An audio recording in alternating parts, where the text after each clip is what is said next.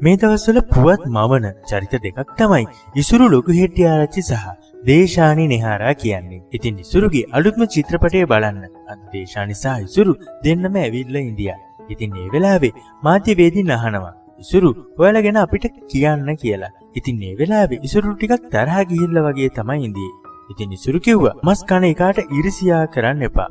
මම යටට අඳින එකේ පාට හොයන්න එන්න එපා. අනුන්ගේ නංගිලාට අයියලා වෙන්න හදන්නත් එපා. අනුන්ගේ රෙද්දවල් හොයන්නේ නැතුව ඉඳපල්ලා කියලා තමයි ඉසුරු කිව්වේ. මං ගැන හොයන්නේ නැතුව උඹලගේ වැඩක් කරගනින්න කියලා තමයි ඉසුරුට කතා හදන ප්‍රේක්ෂකයන්ට ඉසුරු කිව්වේ. ඉතින් ඒකට හේතුව තමයි ගොඩක් අය ඉසුරුට බැනලා තිබුණා. එක ජාතියේ කමෙන්ට් එහෙමත් දාලා තිබුණා. ඉසුරු කියන්නේ පට්ටනාකියෙක් කියලා. ඉසුරුට වඩා දේශානි අවුරුදු 18ක් බාලයි කියලා Facebook කමෙන්ට් වල අපිට බලා ගන්න පුළුවන් වුණා.